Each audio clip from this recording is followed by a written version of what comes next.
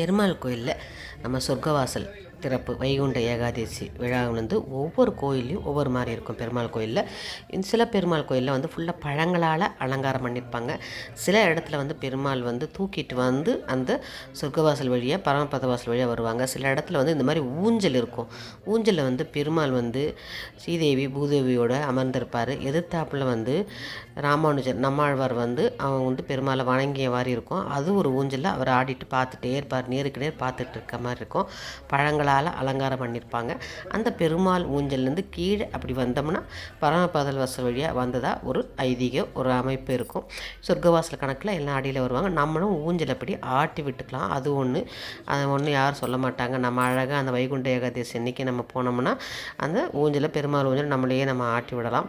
அதே மாதிரி பழங்கள் ஃபுல்லாக அலங்காரம் பண்ணியிருப்பாங்க அந்த இடத்துல. நான் அப்படியே ஆட்டி விட்டுட்டு இருக்கும்போது ஒரு பழம் தொப்புன்னு ஒரு பழம் கீழே விழுந்துச்சு. சரியாக ஃபிட் பண்ணியிருக்க மாட்டாங்க, ஆனால் பழம் விழுந்துச்சு. அது ஒரு சந்தோஷம். பழத்தை எடுத்து அப்படியே அவருக்கு ஒரு ஷார்ட்ஸ் காட்டியாச்சு.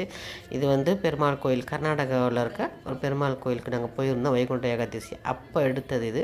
பாருங்கள், எல்லாம் அதுக்கு அடியில் வருவாங்க. அதுக்கு அடியில் வந்தால் பரமபத வாசல் வழியாக வந்ததாக ஒரு கணக்கு இருக்குது. இங்கே அருமையாக இருக்கும் பாருங்கள். அவ்வளோ பழங்கள் ஃபுல்லாக டெக்கரேட் பண்ணியிருப்பாங்க.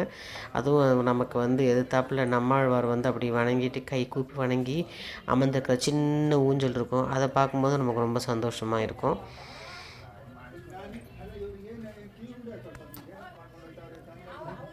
இன்றைக்கி ஏகாதசினால் உங்களுக்கு இன்றைக்கி பெருமாள் ஊஞ்சல் நம்ம காட்டியாச்சு.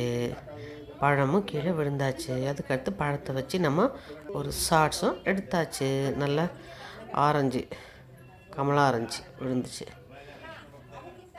ஓகே, பெருமாளுக்கு அவர் பழத்தை வச்சு அவருக்கும் ராமானுஜருக்கும் நைவேத்தியம் காட்டியாச்சு.